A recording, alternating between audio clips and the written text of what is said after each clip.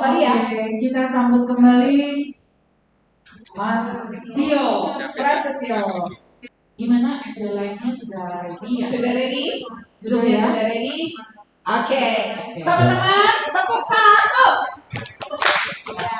Belum kompak Lucu banget ya. Katanya kompak. Katanya ada tenaga ngeton ya. Ada apa? Oke, teman-teman sekali lagi ya perhatian. Tepuk satu. Iya, ini cara aku kalau di sekolahan. Aku tuh ngajar TK soalnya, tapi nggak bercanda-bercanda. Emang untuk memperhatikan itu harus ada gerakan mas. Biasanya gitu, harus ada gerakan. Jadi kalau kita minta untuk fokus lagi, kembali tepuk satu. Mas Tio, sudah siap ya? Gimana rencananya kesempatan ini? Nanti ada waktu sampai pukul 5. Kalau bisa saya ke besok ya mas ya. Sampai jam 5, termasuk tanya jawab. Oh, sampai jam 5 termasuk tanya jawab, karena kita ada batasan waktu dari ini ya. Mas, gimana? Mau langsung tanya jawab? Kalau tanya jawab saya dampingi Mas Tio ke sini untuk langsung tanya jawab, atau mau ada materi yang disampaikan dulu? Sebetulnya sih ada sedikit materi. Oke. Tepuk tangan untuk Mas Tio Prasetyo. Tadi mungkin sudah dibahas mengenai Mas Ebi dan Mas Adelai, mengenai lapangan style dan mengenai teknik-teknik investasi otot ya. Kalau aku sekarang dan kemarin aku harus buktikan. Jadi foto aku nih kalau nggak salah aku ngasih ke Mas Ebi tanggal berapa ya? 1 Desember kemarin. 1 Desember. Kira-kira kelihatan nggak bedanya aku? Nah, sekarang hari ini. Ya kan? Kalau badan, aku ada pengurangan nggak di badan? Maksudnya aku kehilangan otot nggak kira-kira? Dengan aku mengalami penurunan perubahan yang terlihat banget, ini berarti aku kira-kira kehilangan otot atau kehilangan otot? Ya, ini yang terjadi. Jadi ini 21 Desember, tapi aku baru start itu kalau nggak salah sekitar pertengahan Februari ya. Sekitar Februari aku baru start itu 5 minggu program ngabisin lemak karena aku betul selalu ingat kalau orang KF ya orang yang KF udah lama katanya gemuk dan gak bisa kurus lagi. Bahkan dia bilang gini, ya akhirnya orang keto sama aja dong sama diet lainnya, akhirnya juga weight stall lagi, fat lossnya juga berhenti. Aku udah hampir 13 tahun, tapi aku masih bisa breaking fat loss-nya, fat stall tuh, weight stall, break. Aku memang cuma kehilangan dari 68 sampai aku rata-rata 68 sampai 69 kilo. Waktu di ini 68 69 kilo. Ini kurang gede ya.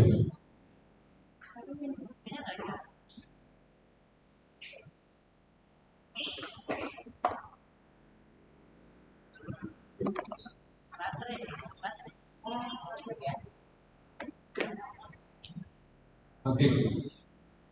Jadi aku dari yang ini nih sekitar 68 69 kilo. Sekarang nih ini kemarin sampai di level sekitar 63 64 lah. Kalau sekarang aku 64 65 dan naik lagi beratnya. Tapi aku kemarin eksperimen dalam 5 minggu aku cuma turun sekitar 3 kilo tapi body fat percentage tapi murni yang hilang hanya lemak. Sehingga aku sampai kering banget. Kering banget. Tapi jadi yang kalau jelas ya kalau dibuka kita nggak punya otot ya. Ya ada otot tapi kita gimana latihan nambah otot di pipi kan nggak bisa kan. Jadi yang paling terlihat bukan di badan, tapi di leher karena pakai tipis kulitnya dan dibuka. Ini menunjukkan berikan spesial gitu. Aku mau membuktikan bahwa nggak ada itu namanya weight stall. Karena tapi kalau kan tadi tanya, Tapi orang keto bisa nggak gemuk? Bisa. Bisa kurus lagi nggak? Bisa. Tapi gemuk dan kurusnya hanya lemak, bukan otot. Ya, ototnya tidak ikut kurus. Kalau ototnya kurus, kehilangan otot, artinya fungsional kita turun, artinya kita melemah. Artinya kita melemah dan kita malah lebih lemas. Dan ada paradigma bahwa lemak di bawah 10% atau di bawah 8% itu nggak sustainable jangka panjang. Kenapa? Jadi low energy, low power. Itu di kalangan bodybuilder. Jadi kalau orang lagi cutting itu nggak bisa lama-lama di bawah 8% atau di bawah 10% karena low energy. Aku sampai sekarang masih di bawah 10%, walaupun nggak serendah ini kemarin. Tapi tekniknya aku menghilangkan body fat, hanya body fat toh. Itu ialah pertama aku adaptasi dengan ketosis dulu, dan aku jelas aku paling lama mengalami ketosis di Indonesia. Di luar negeri ada yang lebih lama, ya. Eric Westman udah 22 tahun, aku hampir 13 tahun. Jadi kalau di Indonesia sampai ketosis yang paling lama aku. Tapi aku bisa buktikan, gak ada itu fast stop. Kalau aku mau nambah lemak, aku bisa di badan. Aku mau mengurangi lemak di badan, bisa juga. Tapi yang pasti muscle mass kalau bisa nambah terus. Itu yang harus. Karena muscle mass optional. Jadi kalau yang aku cerita tadi di awal, Mas Budi bisa menampilkan slide mengenai visceral neogenesis? Ya. Nah, aku mau tunjukin. Jadi biar orang nggak pernah bingung. Kenapa kok di awal mudah banget lepas lemak di badan, mau makan nggak usah puasa pun, mau makan sebanyak apapun, asal ada karbo, kok ketos itu mudah. Tapi kok akhirnya ada waktunya berhenti. Biasanya setelah 3 bulan dia stop. Dalam jangka waktu panjang, kok bisa bertambah lagi lemaknya yang mungkin gemuknya nggak setiap kalau makan karbo, tapi bisa buat lagi. Betul? Nah, apa yang terjadi? Aku ajarin dulu fisiologinya gimana. Ya, oke. Sekarang jangan lihat yang ke bawah. Ini aku bagi dua tanda sini. Lihat yang dari atas. Waktu kita belum ketosis, artinya kita masih makan karbo, otomatis ini sel-sel lemak ya. Ini yang di dalam lingkaran ini aku bilang ini sel lemak. Sel lemaknya kita tersimpan di mana? Pipi, perut, paha, dan sebagainya ya kan? Nah, sel-sel lemak ini untuk menyimpan lemak itu fatty acid ya. Fatty acid itu lemak. Untuk menyimpan lemak harus dalam bentuk triglycerid atau disebutnya triacylglycerol. Ya. Jadi untuk lemak bisa disimpan menjadi triacylglycerol, butuh prekursornya ialah glycerol 3-fosfat. Ya, ini kunci utamanya. Glycerol 3-fosfat ialah kunci cara manusia bisa menyimpan lemak dari makanannya maupun mempertahankan di badannya. Lemak yang ada tidak dilepas dipertahankan dengan glycerol 3-fosfat. Lemak di makanan ataupun gula dari makanan yang diubah jadi lemak butuh glycerol 3-fosfat untuk mengikat semua jenis asam lemak menjadi triglycerid, sehingga kalau sudah terbentuk triglycerid atau triacylglycerol baru bisa disimpan. Itu rumus baku fisiologi murni. Ya, ini fatty acid ya. Nah, waktu kita masih makan karbo, semakin banyak glukosa yang kita masukkan, semakin banyak sumber untuk membuat ini jalurnya namanya glikolisis, tapi tidak usah menjelasin ya. Langsung bayangkan aja sebagai awal. Glukosa itu langsung menyumbangkan substrat untuk buat glycerol 3-fosfat. Sehingga fatty acid, asam lemak dari makanan, ataupun asam lemak perubahan dari kelebihan glukosa yang menjadi asam lemak juga, jalurnya denofolipogenesis. Tadi kan ada yang bilang, kalau gula kebanyakan, akhirnya gula sama liver dirubah menjadi lemak. Namanya denofolipogenesis. Kalau masih ingat sesi tadi pagi. Jadi gula yang kelebihan dirubah menjadi fatty acid, atau fatty acid itu dari lemak sendiri yang di makanan. Dua-duanya setelah menjadi lemak baru bisa disimpan kalau ada glycerol 3 fosfat sebagai pengikatnya, sehingga bisa menjadi triglycerid, barulah menjadi gaji. Gampangnya gitu, gaji ya. Tahunya lemak gaji kan? Coba kalau kita makan lemak di makanan yang hewani darat kan gaji kan? Nah, kalau kita dimakan singa, singa makan lemak kita dalam bentuk apa? Lemak kita gaji juga kan? Benar nggak? Sama. Nah, gaji itu ialah kumpulan triglycerid, reaksi glycerol. Ini cara membuatnya. Jadi saat kita tidak makan karbo lagi alias ketosis, sumber ini dari mana? Kan nggak makan karbo kan? Start ketosis. Gak ada gula kan? Betul kan? Nah, anggap aja ini fatty acidnya ini sumbernya dari makanan. Ya, anggap aja ini dari makanan. Tapi kita nggak masukin gula, bisa nggak glycerol 3 fosfat dibuat? Kita kan start ketosis, ini nggak ada dicoret mas dicoret ini glukosnya. Glukos dicoret, kita ketosis mulai. Mas kasih jalur ke sini biar kelihatan gambarnya. Di panah ke sini, saya ke sana. Nah, kalau glukosnya nggak ada, kita bisa bikin ini nggak di suatu fosfat? Nggak bisa kan? Makanya lemak ini, mas kalau pas tulis food atau makan food, lemak fatty acid from food atau food ke arah sini ke arah lemak. Biar anggap aja kita orang tahu kita makan lemak. Ini fatty acid itu lemak ya. Bisa jadi ini fatty acid ya. Ini dari makanan anggap aja. Kalau nggak ada glukos, berarti nggak ada glycerol 3 fosfat, jelas tidak bisa jadi jelas kita di lemak makanan kalau nggak ada glukosa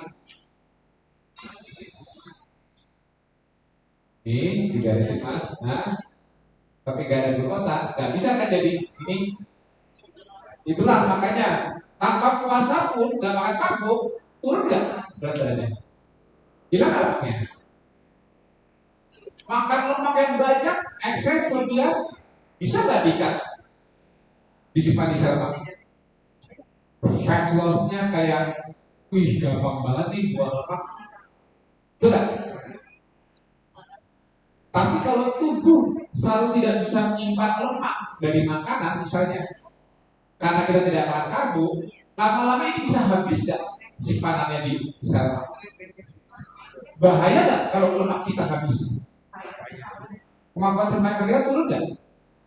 Itu sebabnya walaupun di awal lemaknya lepas banyak, walaupun masih makan lemak tinggi, tapi tubuh nggak bakal membiarkan lemaknya hilang terus-menerus. Artinya tubuh nggak pernah efisien. Akhirnya tubuh harus membentuk glycerol 3 fosfat bukan dari sumber glukosa. Ternyata tujuan kita ketosis gini loh. Tujuan kita ya memperbaiki metabolisme, betul nggak? Metabolisme itu apa sih coba tanya? Kamu kesehatan metabolisme, kesehatan metabolisme apa?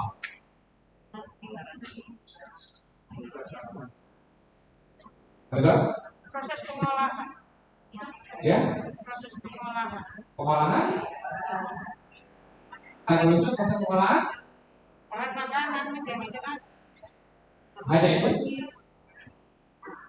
Metabolisme itu cuma membahas masalah energi. Energi itu kalau di dalam sel currency-nya dalam bentuk adenosine fosfat atau disebut ATP.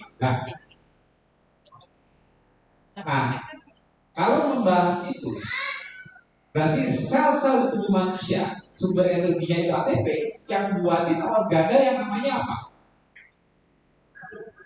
Apa alat membuat energi di dalam sel manusia? Mitokondria. Jadi kalau kita ngomong metabolisme, kita ngomong energi. Kita ngomong energi, siapa yang bikin di dalam sel? Mitokondria. Ya, mitokondria ya. Berarti kalau ketosis membuat metabolisme membaik, artinya apa yang bertambah di dalam sel-sel tubuh kita? Mitokondria kan? Pada saat mitokondria kita bertambah, itu terjadi cuma di sel jantung, sel otot, apa di seluruh tubuh? Metabolisme secara sistemik di seluruh tubuh membaik kan? Berarti semua sel harus menambah jumlah mitokondrianya kan? Kalau mitokondrianya bertambah, maka bisphenol 3 fosfat yang ada di sel lemak yang tadinya hanya mengandalkan glukosa, ternyata tidak mengandalkan glukosa lagi, tapi mengandalkan jalur dari dia.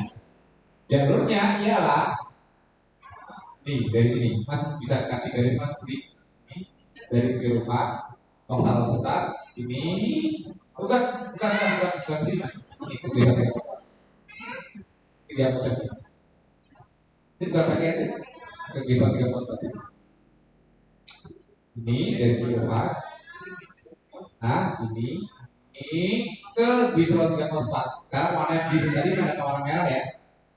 Nah, berarti sudah bisa membuat jalur baru. Nah, ini Mas Budi bisa diketik Mas. Di sinilah sumbernya di mana mitokondria.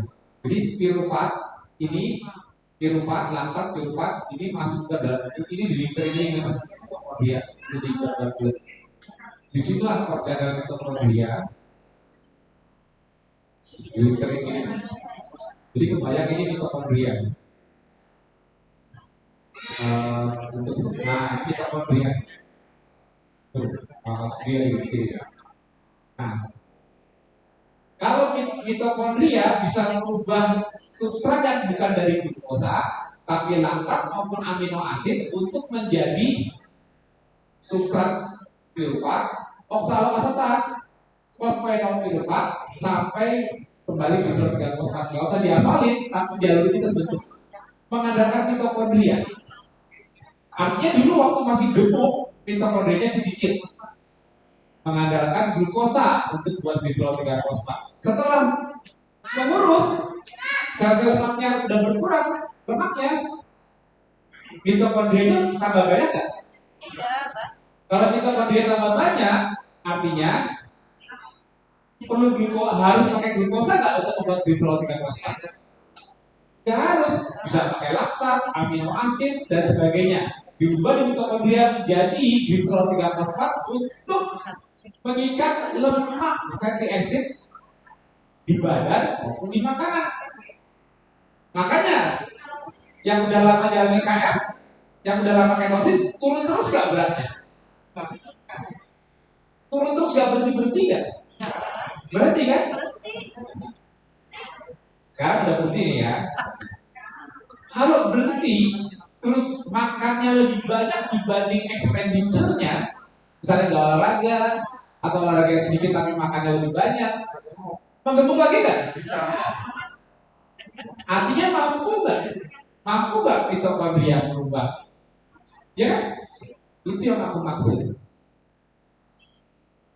Artinya tidak semudah di awal lagi. Jangan harapkan makan all you can eat, tapi tetap mengurus seperti apa? Ya, bisa. Ya. Betul kan? Itu sebabnya desain protokol di KF, desain protokolnya makan all you can eat, apa adaptasi berpuasa?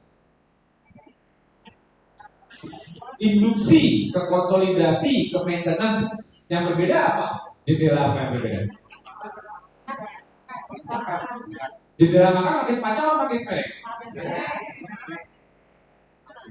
Karena aku sudah tahu. Tidak bisa seterusnya all you can eat. Akhirnya kita membatasi jendela makan.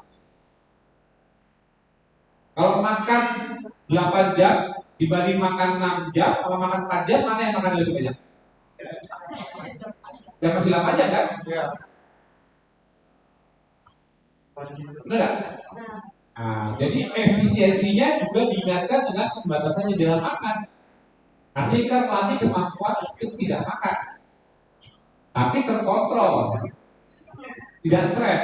Kalau masih stres dengan memperpanjang puasa, nggak boleh, karena gula darahnya malah naik. Makanya kan untuk pindah fase, cek dulu gula darahnya. Kalau naik, aku jangan ngajakin puasa dulu, nanti juga belum siap. Tapi intinya kita efisien saat sudah weight stall. Saat kita sudah weight stall, kita efisien.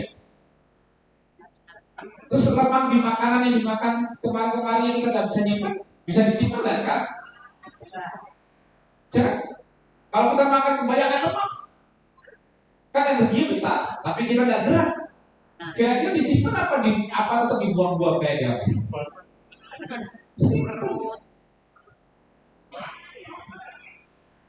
Ya kan? Jadi tekniknya untuk mengurangi lemak kembali gimana? Ketosis itu ialah merubah tubuh kita menjadi mesin pembakar lemak. Kalau aku bilang mesin pembakar lemak, artinya membakar lemak dari mana aja. Di dalam puasa bakar lemak dari mana?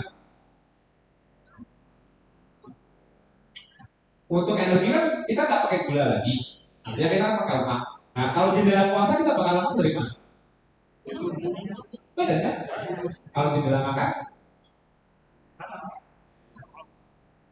lemak dari mana? Makanan kan? Gak ada karbohidrat, artinya kita bakar lemak. Bakar lemak dari badan, bakar lemak dari makanan. Pas, tapi lemak di badan itu masih banyak. Ya udah, berarti kamu maunya apa? Mau bakar lemak dari dalam? Ya udah, coba caranya kira-kira gimana? Udah nggak? Udah nggak? Kan kita udah jadi mesin pembakar lemak nih. Berarti kita mengandalkan mengambil lemak dari badan, cari gimana? Jangan makan lemak. Ya. Adaptasinya ya memperpanjang jeda puasa. Kalau jeda puasa kan nggak mungkin dong ambil lemak dari makanan, ya. Nah, atau di makanannya jangan tambahin lemak terlalu banyak. Loh, kok malah nggak makan lemak di makanan? Kan lemak esensial, itu lemak esensial.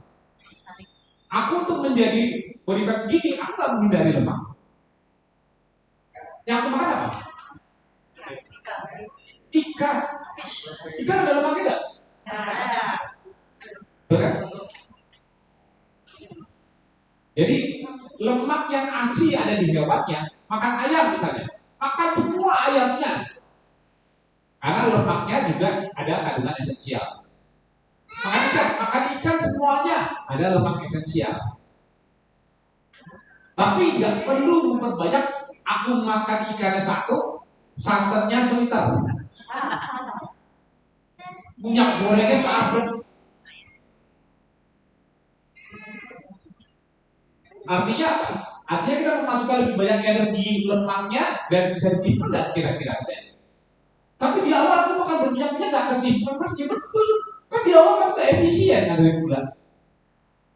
Nah sekarang kamu udah bisa menyimpan lemak tanpa perlu gula. Kira-kira kalau tubuhnya ekses energi kebanyakan, tapi kamunya nggak gerak,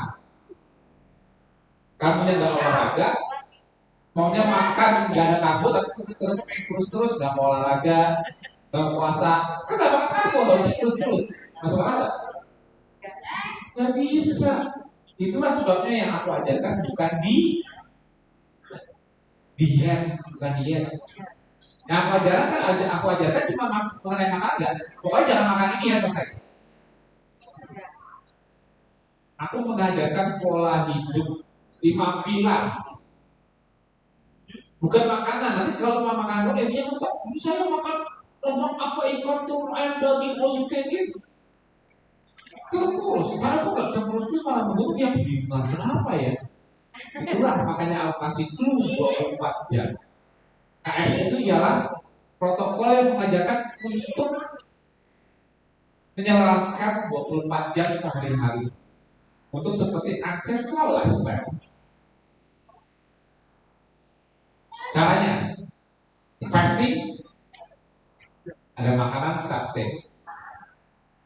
Moving, fasting itu pasangannya ialah moving. Karena normalnya untuk fasting kan butuh ngambil energi dari dalam kan. Kalau energi dari dalam itu dalam bentuk lemak, cara keluarin lemaknya gimana?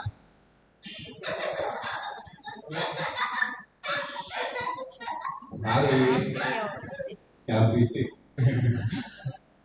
Jadi cara ngeluarin lemaknya ialah apa? Kita ngegas. Mobilnya bukan gerem mobilnya dari pagi cuma di garasi nongkrong pulang langsung, ya. Bangun dari pagi kita cuma duduk di sofa, nggak makan kan? Puasa, kan puasa, makanya saya nggak mau gerak, takutnya lemes. Nah kira-kira pada saat kita duduk di sofa gitu, nahan nggak makan, menghindari makan tapi tidak duduk doang, lemaknya itu dikeluarin nggak ke darah? Mobil kalau posisi langsang dijalanin, semprotan bensinnya keluar mana? Ya kan? Nah, jadi kalau kita bergerak, lemak kita dikeluarkan dari pusat paha lebih banyak nggak? Kalau bensinnya sudah dikeluarkan ke darah, bisa dipakai sebagai energi nggak? Itulah sebabnya puasa itu mudah kalau kita tidak mager. Puasa itu susah, kalau lemes ya, lu nggak ada tenaga ya, kamu nggak tegas. Kamunya bangun dari tidur, mesinnya nyalain. Mobilnya tadi kan mati di garasi, kita tidur. Gitu kita melek, kita nyalain mobilnya, tapi mobilnya diapain? Langsung terus. Gimana bisa di garasi doang? Tadi pakai. Gimana kita mau dapat performanya itu mobil? Itu sebabnya fasting itu pasangannya selalu moving. Karena in the real world di masa lalu secara ancestral gak ada yang namanya fasting, gak ada yang namanya olahraga. Coba aku tanya, puasa itu apa sih? Puasa itu ada makanan, tapi kita abstain, tidak makan. Ada makanannya, tapi kita sengaja tidak makan. Itu puasa. Betul kan? Kalau di masa lalu di hutan, semuanya pengen makan. Kalau ada harus dimakan, masalahnya nggak ada. Kalau di masa lalu itu puasa itu nggak ada namanya puasa, tapi memang nggak ada makanan, berarti terjadi nggak puasa secara alami? Puasa secara kondisional memang nggak ada makanan. Tapi kalau manusia tinggal di hutan alam liar nggak ada makanan, kira-kira dia mager apa enggak? Apa dia nyari makanannya? Itulah dia. Mereka nggak ada makanan, bergerak cari makan. Kalau kita sekarang lucu, ada makanan, saya puasa. Kok nggak gerak? Nggak punya makanan ada, tapi saya nggak makan aja puasa. Padahal enggak.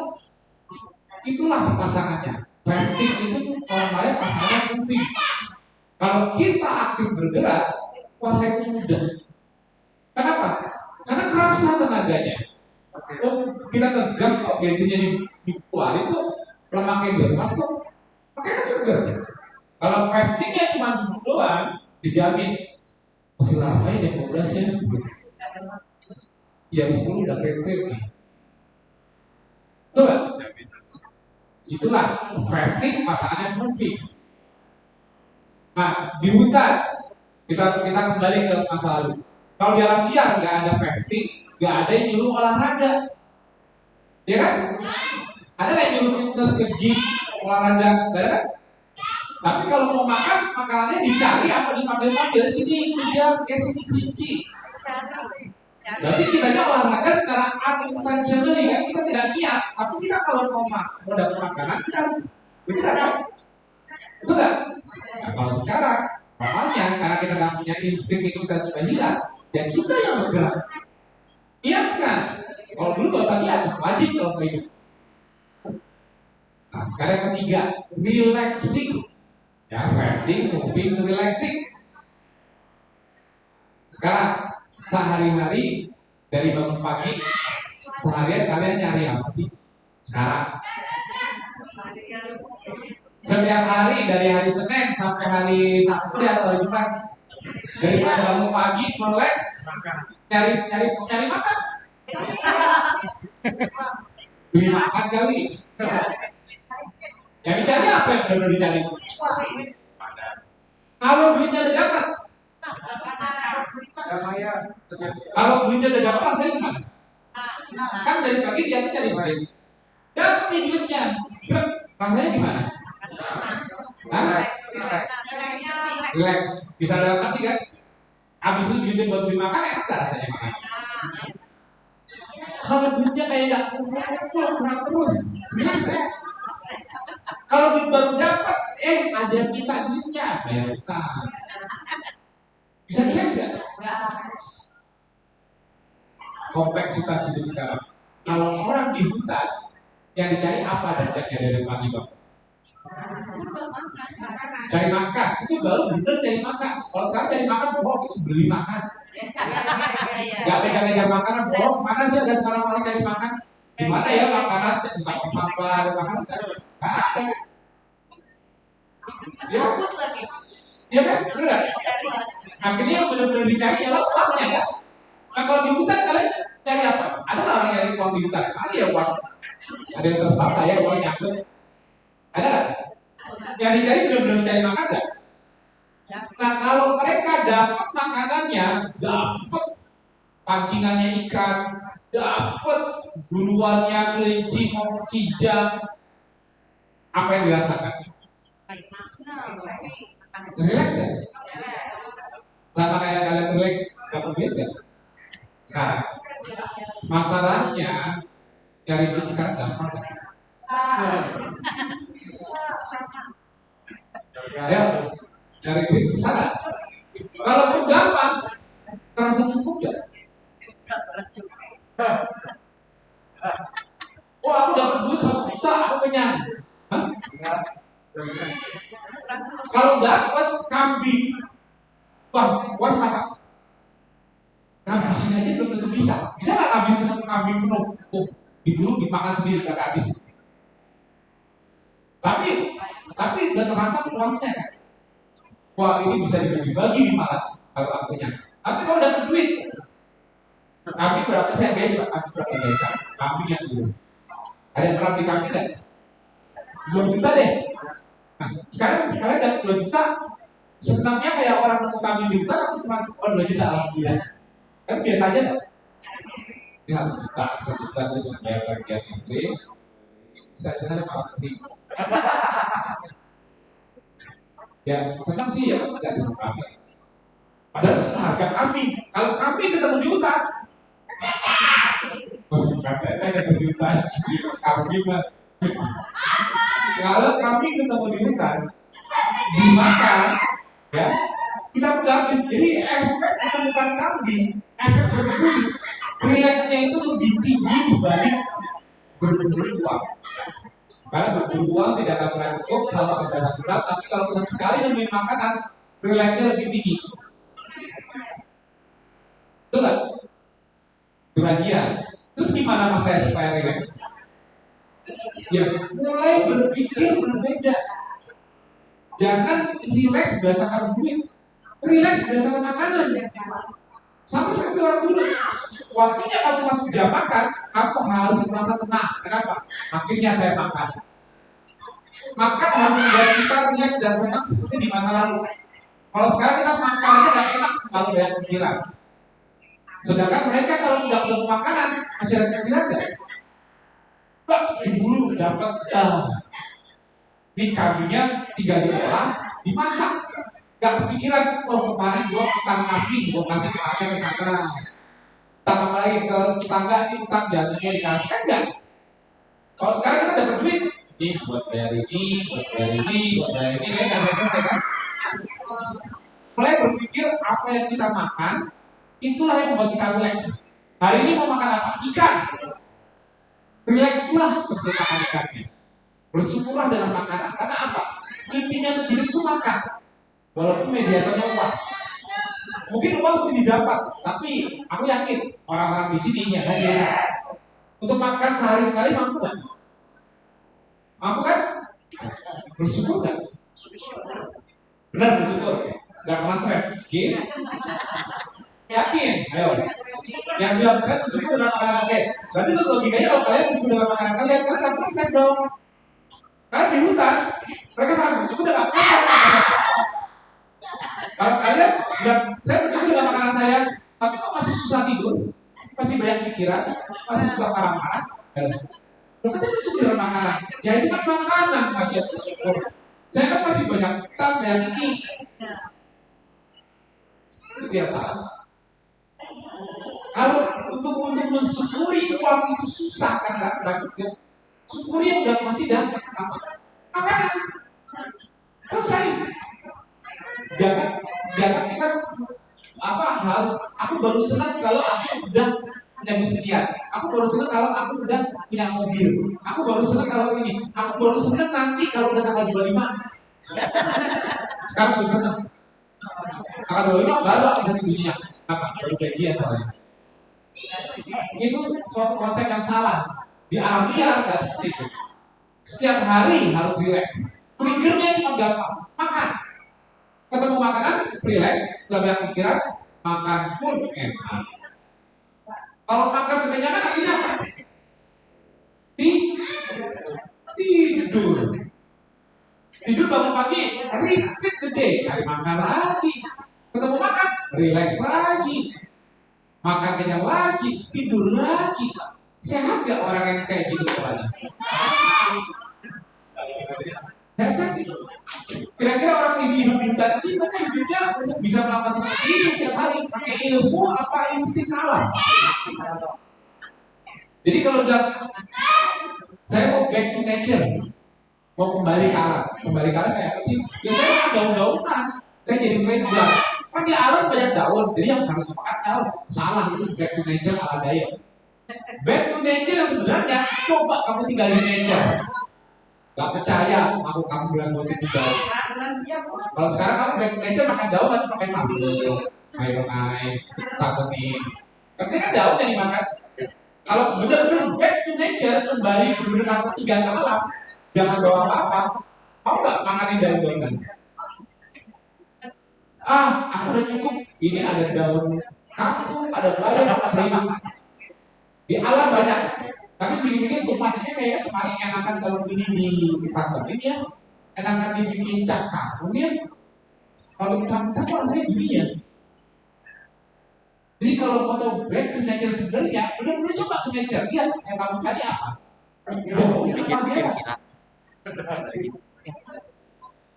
Buktikan. Dan kalau benar-benar back to nature, di nature hanya ngurusin makanan apa hidup di benar-benar di alam. Dari pagi kamu ngapain? Makan terus kan? Aku mau back to nature. Aku makan yang alami. Dari pagi udah sarapan. Di nature kayaknya udah sarapan nih. Dapat dari mana? Emang aku udah kasih di nature? Oh iya ya. Benar nggak?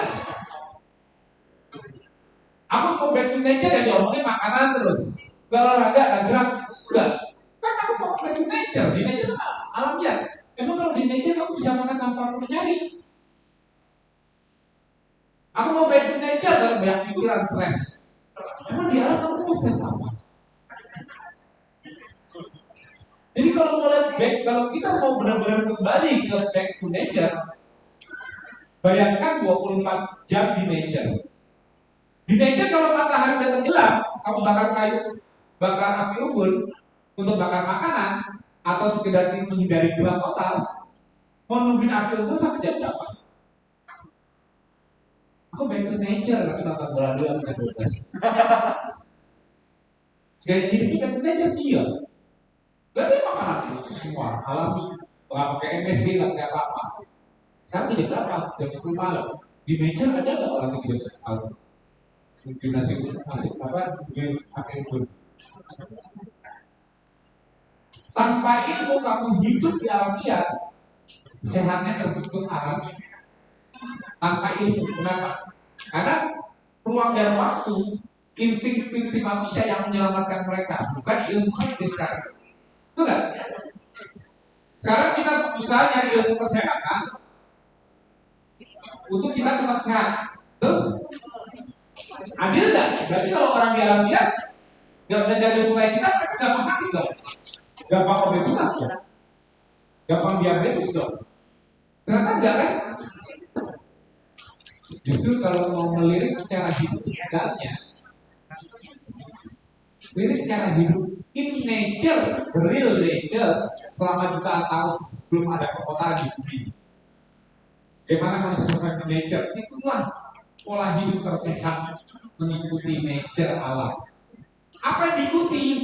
24 jam di nature. 24 jam di alam, di wild nature alam liar. Kalau bingung ngeres gimana cara sehat ya, bayangkan kalau di hutan saya mesti ngapain ya di kondisi jam segini ya. Bisa membayangkan, bisa mengimajinasikan itulah gaya hidup sehat sebenarnya. Jadi back to nature jangan berhenti dimakan.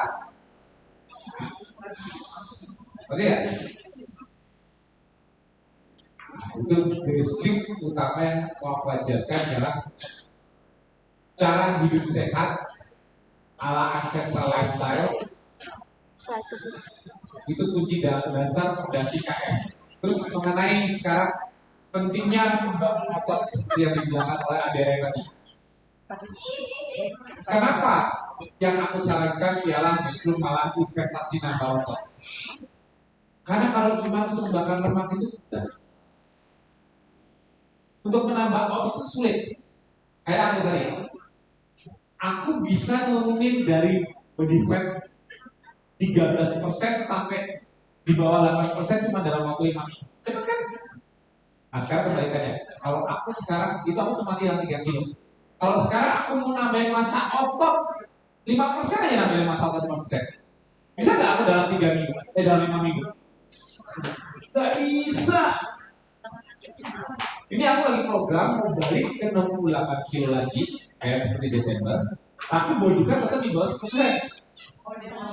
Tapi aku nggak bilang bakal terjadi dalam 5 minggu. Targetku sampai Desember 2022. Nanti aku mau ngumpul lagi Desember 2022. Desember 2022 aku mau ngumpul lagi body fat dan berat badan. Targetku ya tetap di bawah 10%, tapi berat badan dan 68,9 kilo lagi seperti waktu Desember kemarin. Tapi kalau untuk cuma menurunkan lemak 5 minggu beres. Jadi burning fat is so easy. Nih, salah satu yang aku ajarin Bu Juliwati. Ada yang bisa dikasih kita Bu Juliwati. Dalam berapa minggu Bu Juliwati ikut saranku dia bisa hilang berapa kilo. Padahal dia udah bikin pakai pizza. Enggak, Bu Juliwati kita. Jadi berdiri dulu. Iya.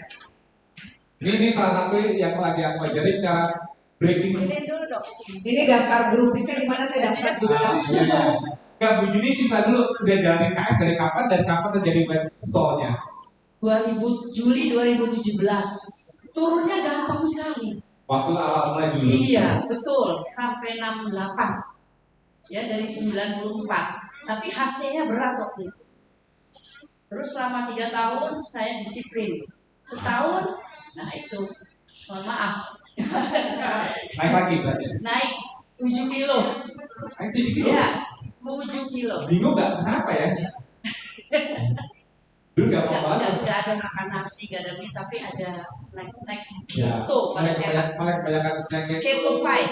Waduh, Ya. kue apa segala macam. Yang paling terlalu loss-nya, jadi kayak Loss.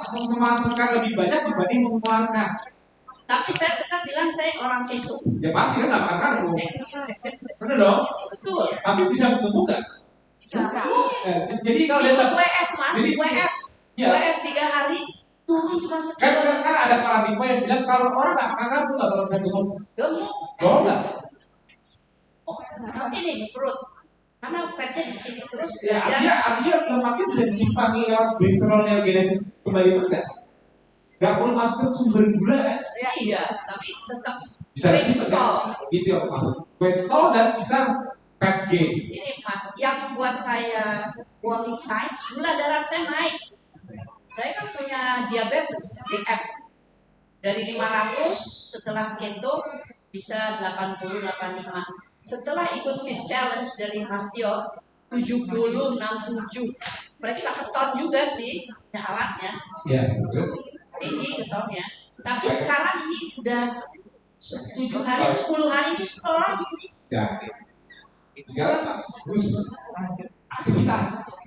Jangan dari makan aja, aktivitas. Nah, itu mungkin gini, buka terlalu cepat kali saya setelah itu. Jam 12 saya makan. Kalau kan memang jadi nanti mulai tambahkan di dalam puasanya. Ya. Nah, tapi tetap no added fat.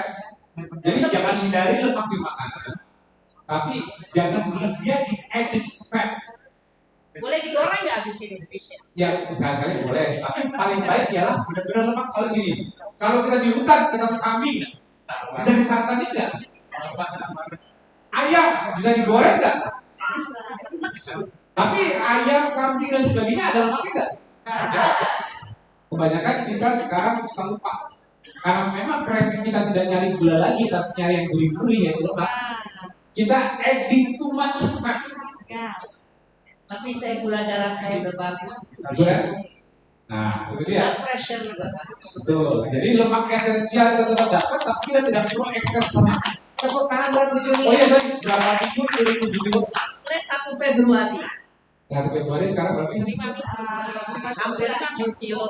Enggak, berapa minggu tadi? Minggu lebih loh. Hah? Hampir 2 bulan. Tanggal 1 nanti 2 bulan. 7 kilo. Gimana dong turun lagi nih 3 kilo Nah, lagi? berarti kan udah 4 tahun, udah 4 tahun KF tadi ya? 5 tahun. Udah 5 tahun. Udah 5 tahun. Udah 5 tahun KF, mengalami weight stall. Betul. Alhamdulillah, bisa di break lagi nggak? Bisa dengan fish challenge. Bisa. Jadi itu yang maksud fat burning mode, artinya burning fat inside saat puasa, burning fat dari saat makanan. Dan kita tinggal switch saja. Kalau aku merasa mau menghilangkan lemak di badan, ya coba dipikir 70. jendela mana yang mengambil lemak lebih banyak dari badan. Dan jangan adding too much fat di makanan. Karena kita udah efisien. Kita bisa menggemuk, karena menggemuk itu survival. Betul nggak? Nah, itu dia. Tapi kunci dari semua itu ialah sympathetic tone-nya harus bagus. Kalau tidurnya bagus, lepas lemak itu gampang. Kalau tidurnya susah, lepas lemak itu susah. Bahkan disimpan. Atau bahkan menurun berat badannya. Tapi yang kira bukan ada lemak malah otot. Kalau tidurnya bagus. Jadi kuncinya 5 pilar DKF: fasting, moving, relaxing, feeding. Itu dimulai kapan? Kapan kita mulai fasting? Kapan kita sadar kalau kita sedang fasting? Pagi hari kan? Setelah kita bangun tidur kan? Kita bikin 2 kondisi. Semalam tidur cuma 2-3 jam, gak nyenyak. Apa tadi malam tidur nyenyak? Kira-kira mana yang fasting yang bukan? Kita bandingin lagi, mana yang bawaan pengen bergeraknya lebih mudah? Mana yang gampang relax, moodnya bagus? Mana yang craving gulanya lebih rendah? Gak mau ada pengen nyari manis masak kalau berbeda-beda. Lebih bijak dari orang. Jadi untuk menjalankan 5 pilar KF, untuk mulai dari melek kita gampang fasting, gampang moving, gampang relaxing, mood bagus, gampang feeding, gampang tidak tergoda karbo, tidak pengen manis-manis. Tidur bagus itu fundamentalnya untuk start niat hidup sehat. Jadi kalau mas aku susah banget sih jalanin kayak pas aku belum kuat puasa, aku belum bisa olahraga, aku bawanya stres dulu, aku masih pengen yang manis-manis. Gimana tipsnya mas supaya aku bisa udah menjalankan 5 pilar? Kira-kira jawabnya apa? Tidurnya bagus. Kan ada warga bilang, mas aku puasa belum bisa lama-lama nih mas. Aku juga belum bisa olahraga nih kendalanya. Terus aku belum bisa manajemen stres, aku masih gampang kesal, aku gak bagus, susah relax. Terus aku masih pengen karbo, gampang kegoda. Itu umum gak pertanyaannya? Jawaban itu apa? Tidur bagus. Kok kenapa tidur bagus mas? Begitu kamu tidur bagus, gimana? Cepat lapor kan pagi-pagi? Gak ya? Gimana? Masih pengen mager atau pengen gerak? Ya sih, bawanya enteng itu badan pengen gerak. Gimana? Masih banyak pikiran, gampang stres? Dikasih masalah stres? Enggak sih, kayaknya jelek buat mikir. Moodnya bagus. Gimana? Masih nyari manis-manis? Enggak sih, gak pengen nasi lagi. Gak apa-apa makan ikan telur, gak mual. Oh, udahnya menjalankan 4 pilar lainnya kalau tidurnya bagus. Ada yang nanya lagi apa? Mas, gimana cara nambahin otot? Gimana supaya bisa ototnya bagus? Jawaban apa kira-kira?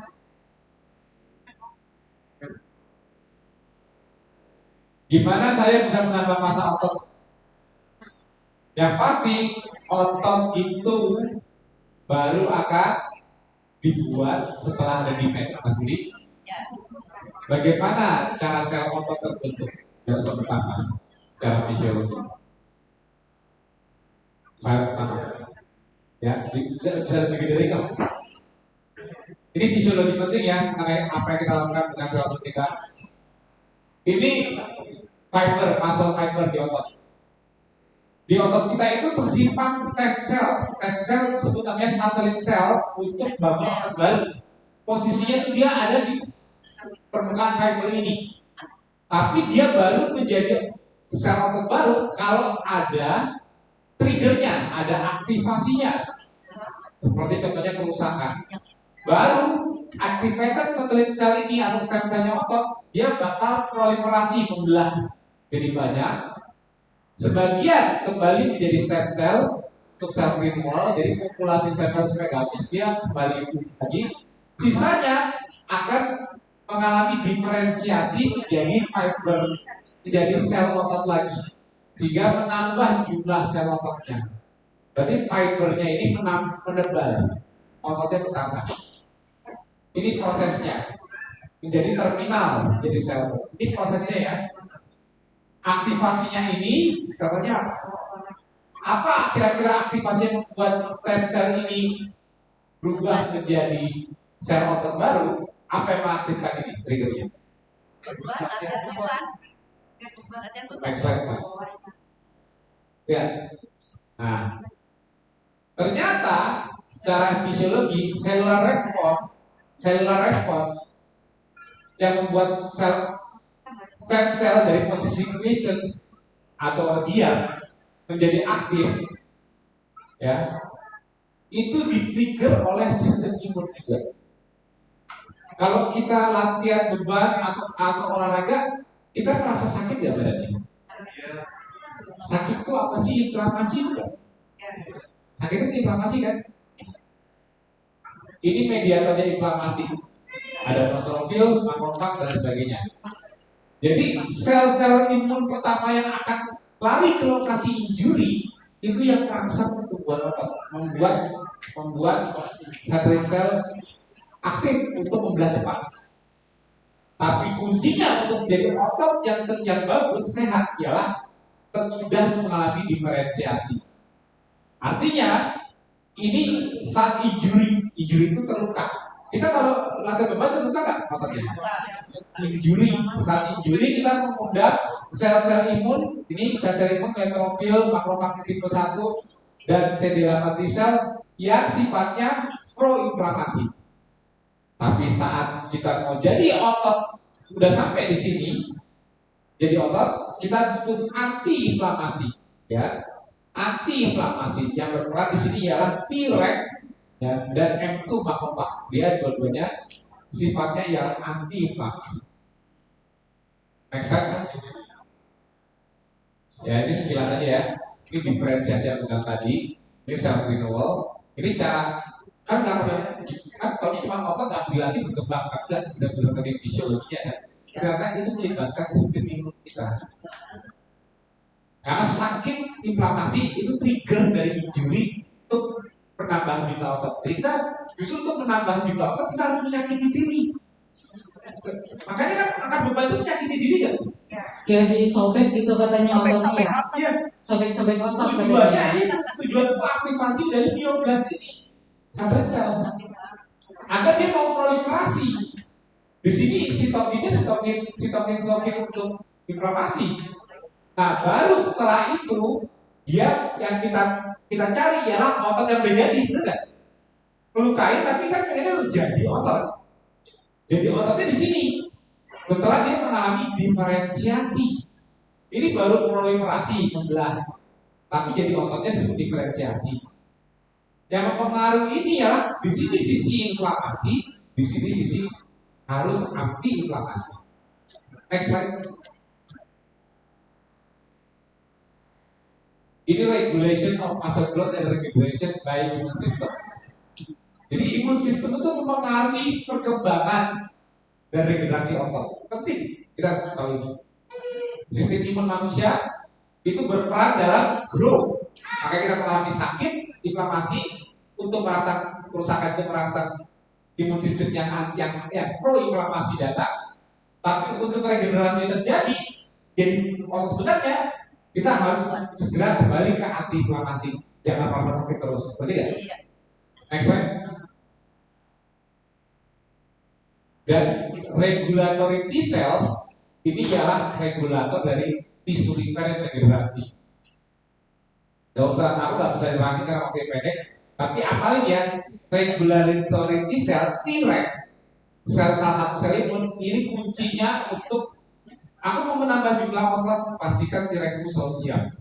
Caranya gimana mas? Next. Baca. Sleep dependent activity of T cells and regulatory T cell. Pada saat kita di gym angkat beban, itu kita udah bertambah belum ototnya? Itu baru apa? Baru rusak. Dari pagi kita apa yang kita lakukan dengan otot-otot kita, berusaha otot ini, itu baru usaha untuk sehat nama otot. Belum terjadi sehatnya. Ototnya belum bertambah, baru terjadi kerusakan. Dia butuh antiinflamasi, butuh Treg untuk hadir merangsang diferensiasi sel-sel tadi yang sudah proliferasi akibat dihancurkan menjadi otot baru. Nah, terus kapan dalam 24 jam otot kita mulai dibentuk? Cluenya ialah yang aja kapan aktivitas Treg paling tinggi. Jadi di gym kita itu tidak bangun otot, rusak otot. Bangun ototnya di mana? Di tempat tidur. Saat itulah kita bangun otot. Di gym lah kita trigger rangsangan untuk ototnya dibentuk. Baru trigger, belum terjadi. Jadi kalau kita merusak otot, tapi kita tidak melalui jendela tidur untuk pembentukan ototnya, kira-kira jadi nggak ototnya? Yang terjadi mana apa? Inflamasinya turun nggak kan? Inflamasi dibutuhkan, sakit, latihan. Ini anti-inflamasinya lewat tidur. Tidur anti-inflamasi ya? Bisa tidur nggak kalau lagi kesakitan? Makanya tidur itu kan posisi yang paling anti-inflamasi kan? Kita tidak sadar terbius, gak ada rasa sakit. Disitulah Treg berperan.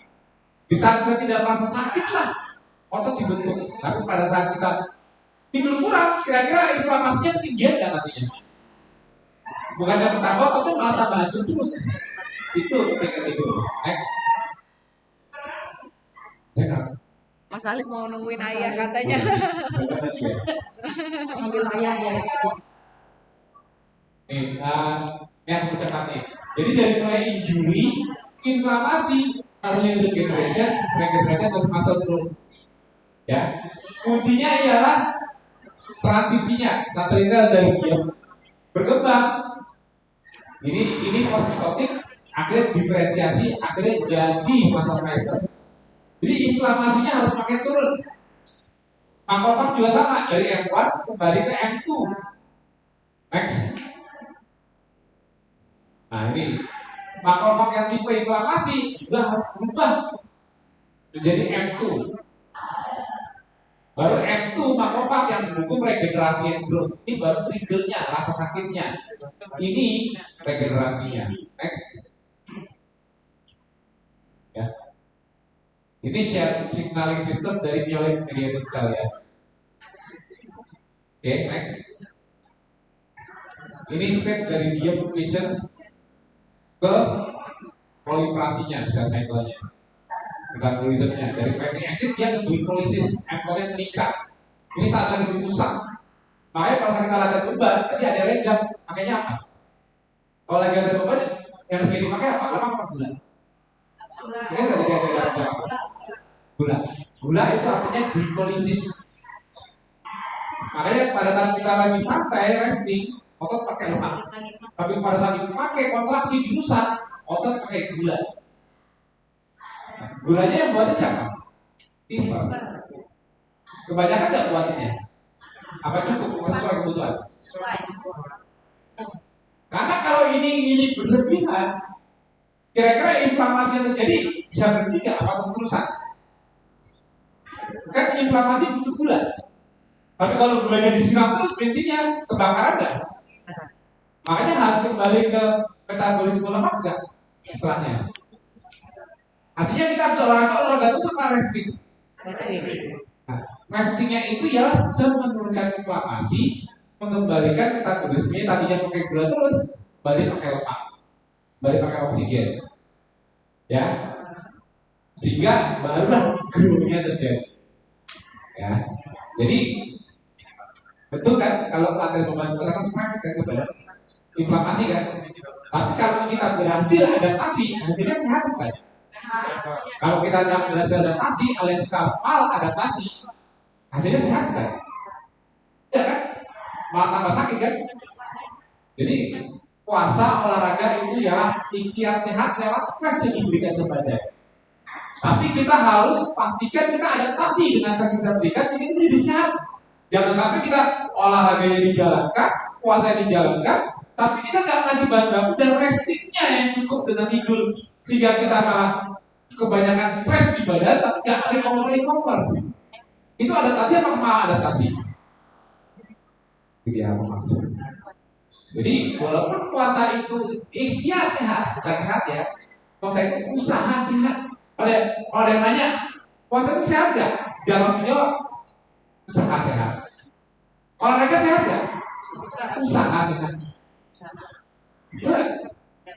Makan itu sehat nggak? Usaha sehat juga. Terus kamu kapan sehatnya? Kapan dong sehatnya kalau gitu, kalau berusaha-usaha dong? Kapan dalam 24 jam momen menyatukan usaha-usaha jadi hasil? Itu nggak? Udah makin sadar nggak ketika itu? Karena apapun yang kamu lakukan untuk lebih sehat, itu terjadinya untuk besok dan hari ini juga. Saya bisa olahraga nih, saya lebih sehat sekarang. Nggak ada. Besok apa baru usaha? Hasilnya besok. Kalau hasilnya besok harus melalui apa? Tidur dulu nggak? Itu pentingnya tidur. Di alam liar, back to nature, nggak ada yang ngajarin tidur jam berapa. Begitu matahari ini udah mulai gelap nih, matahari udah terbenam, ya kita tidur tak, ini nggak jam. Mau ngapain? Mau begadang jam berapa kalau gelap? Masalahnya kita tinggal di kota yang terang terus, hiburannya di malam hari terlalu banyak. Kapan kita beristirahatnya? Makanya orang semakin tua, kira-kira tidurnya makin banyak atau makin dikit? Kalau makin dikit, kira-kira sel-selnya makin banyak diperbaiki atau makin banyak yang nggak diperbaiki? Proses kerusakan saat kita terjaga sama proses perbaikannya, banyakan kerusakan atau perbaikan kalau makin tua? Ya wajar lah mas, namanya udah tua, tidurnya cuma bisa sebentar ya wajar kan tua. Itu berarti artinya merah pasrah. Ya saya pasrah aja ya secara di luar takdir. Kalau tidur kita makin dikit terus, umur biologinya setiap saat cepat hancur, cepat mati. Karena apa? Terlalu banyak kerusakan di tubuh kita akhirnya nggak bisa sustain kehidupan. Kita mati secara biologi. Karena apa? Karena tidurnya kita pakai sedikit. Proses repairnya makin sedikit. Alasannya apa? Karena udah tua. Jadi kalau yang merasa udah tua, jangan menyerah sama proses hidup. Aku tanya, bayi yang baru mau tumbuh berkembang, bayangkan tidur apa terjaga? Berarti tubuhnya bayi saat dia terjaga apa tidur? Sudah. Artinya dia lebih banyak repair dibanding rusak kan? Nah kalau kita dewasa, imbang. Dari pagi sampai sore repair, dari malam, awal malam sampai pagi, setengah-setengah tuh. Imbang. Kalau udah makin tua, alasannya gak bisa tidur. Ya jangan heran kalau tuanya lebih cepat. Karena rasio rusak dan repair banyak yang mana sekarang? Rasionya lebih banyak rusak. Baru enggak seperti yang tidur seperti itu sekarang. Enggak. Lucu gak kalau ada ya orang udah tua ngapain tidur lama-lama? Ya. Berarti sama aja, udah tua udah mau ke tanah, ngapain sih? Berarti kalau udah tahu, udah nggak usah dalam salah sehat kok mati ini kok. Lucu nggak kayak gitu? Ya memang manusia pasti mati. Tapi boleh nggak kita ikhtiar untuk sepanjang sehat? Ya kalau udah tahu kita ikhtiar mau lebih sehat, ya kita mau bayar rusak mau bayar kebaikan itu aja. Bayangkan jendela rusak saat selek, jendela kebaikan saat merem. Kebanyakan mana ya? Mas Dio, Oh. punten ya. Oke. Kebetulan nih, memang waktunya sudah sangat padat Oh, iya, ya dan iya. tadi gitu kan. Kebetulan juga Mas Ali maunya keluar kaya gitu. Tapi nggak apa-apa, teman-teman mungkin nanti kita bisa memanggil Cicuncun ya, bahwa teman-teman di Zoom juga walaupun materinya Mas Tio ini luar biasa, tapi kita berharap Mas Tio diberi kesehatan supaya nanti aku bisa bikin event lagi Mas Cicuncun. Oh ya. Nah, jadi nanti teman-teman ya ada beberapa yang tadi sudah bertanya, yang belum mendapat hadiah siapa lagi? Oh, Bu Dokter ya? Mbak Indra, Mas Indra, oke. Mungkin ada lagi? Oke, kemudian Mbak Eka ya. Udah 2. Nah, mungkin sebagai closingnya Mas Tio boleh memberikan wejangan dengan KF Warriors yang hari ini khusus datang. Sebenarnya kita ini berbangga hati ya, Ko Budi, Mas Tio, admin-admin kita Pastosis Indonesia itu begitu luar biasa memberikan ilmu yang mendaging banget. Semuanya setuju nggak ilmunya Mas Tio ini dalam banget? Tepuk tangan buat Mas Tio dan kita Pastosis Indonesia. Saya mau mengucapkan banyak terima kasih khususnya untuk keluarga Mas Tio, kemudian keluarga KF ini Mas, yang di-share oleh Mas Tio dan para nakes yang ada di Kata Pastosis Indonesia itu sebenarnya kan sangat-sangat luar biasa ya. Jadi kita punya talk show setiap hari Rabu, setiap Sabtu itu nggak bosan Mas. Soalnya memang benar-benar ilmunya selalu ada aja setiap minggu itu. Dan kenapa? Aku masih belajar menjalankan sesuatu yang rumit seperti Yes. itu. Tadi Yes. menjalankan itu harus. Yang penting nggak ada. Kalau ngomong terlalu kompleks, terlalu detail dengan satu kayak dulu. Aku lebih baik yang penting paham secara awam gitu. Karena harus dilakukan. Kan cuma tahu ilmu kan nggak pernah praktekkan. Oke, jadi mungkin closing terakhirnya Mas Tio mungkin memberikan satu informasi apa ya namanya ya, wejangan gitu kali ya. Ini kita teman-teman Kata Warriors yang saat ini menghadapi pandemi, kita saat ini berusaha juga untuk olahraga. Kata Mas Tio tadi, olahraga itu baru salah satu cara menuju Ya. gitu, secara sehatnya. Apalagi belum bisa menyeimbangkan 5 pilar. Silakan. Kalau saat itu gampang. Ya karena ini kita hari ini membahas seputar gaya hidup sehat juga dengan lengkap lifestyle, tapi ini forumnya adalah forum resistance training ya, Betul. ya. Jadi aku sarankan gampang ini. Jangan tunda-tunda menambah otot. Mas, aku mau kurus, aku masih gemuk, aku mau fokus ngilangin gemuknya dulu. Jangan tunda-tunda nambah otot.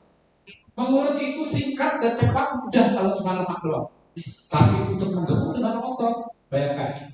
Tadi kan aku udah bilang, 5 minggu aku bisa cepat banget nurunin body fat percentage, nanti cuma lemak yang hilang. Tapi untuk target aku balikin berat badan sebelumnya, tapi dengan otot aja, sampai lebih dari 6 bulan. Nanti bisa. Berarti susah nambah otot apa susah buang lemak? Susah nambah otot, buang lemak gampang, apa yang jadi? Bahwa asal kita udah adaptasi dengan ketosis, pas aku masih gemuk banget nih. Jadi ini ketosis dulu. Apalagi kalau baru mulai, coba gampang banget gak gampang. Kalau udah westol gimana? Itu tuh gampang, bisa kok. Karena udah bilang, westol yang udah westol pun udah lama bisa dilakukan lagi, itu gampang. Tapi coba tambah otot. Coba yang udah lama KF tambah otot bisa cepet gak? Sama aja. Tetap butuh waktu. Otot itu ya proses yang panjang. Jadi kalau bisa mulai dari sekarang, why not? Seperti kata Adere tadi, gedein cc-nya. Kalau mau mudah bakal lemak. Tambahin ototnya. Kalau kira-kira aku dengan beratku segini, dengan body fat segini, basal metabolik rate-ku lebih tinggi gak dari orang-orang yang lebih berat? Aku gak ngapa-ngapain aja bakal lemak sendiri kan? Karena banyak otot kan dibanding lemak kan? Itulah, dan ini untuk proses yang lama. Jadi jangan pernah tertunda untuk mulai latihan beban atau olahraga. Ya, Saya takut berotot masih lama itu. Saya takut mentekok masih jauh lakukan aja dulu. Ya. Gitu, itu kesan. Tapi ingat dalam melakukannya, ingat itu usaha butuh proses untuk pembentukan hasilnya. Jadi kalau tadi dengerin, ingat kapan zona terpenting dalam 24 jam untuk merubah usaha menjadi hasil. Kalau itu tahu triknya, tahu cara budaya menambah otot dan juga. Oke, kemudian Ya, terima kasih atas waktunya. Dan Cicuncun juga sama kayak aku ya. Kita ini ibu-ibu yang sebenarnya nggak boleh menunda lagi.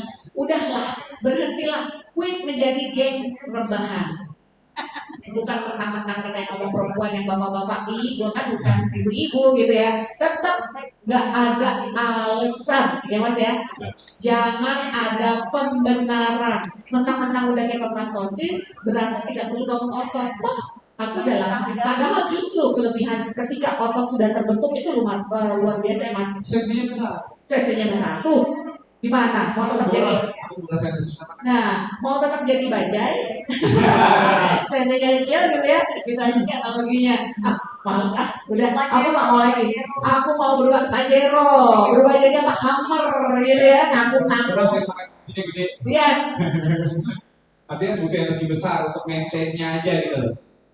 Oke, Mas Tio, terima kasih banyak sudah meluangkan waktu. Aku mohon maaf nih karena sebelum sih aku saja mengambil teman karena kebetulan alimnya nggak mau pulang kalau nggak ada aku dan tidak rewel. Mohon maaf. Gak apa-apa mas, alhamdulillah, seneng banget ada Alif. Tapi bisa bertahan sampai jam 5 sore ini. Itu luar biasa. Ya. Ya. Terima kasih banyak, Ya. Mas Tio. Buat kalian keluarga, alhamdulillah. Mudah-mudahan Alif dan Adi yang Ya, ada. Kita merasa sebuah privilege Mbak Lina dan Alif bisa hadir. Setuju ya teman-teman ya? Alhamdulillah. Terima kasih Mas Tio dan teman-teman.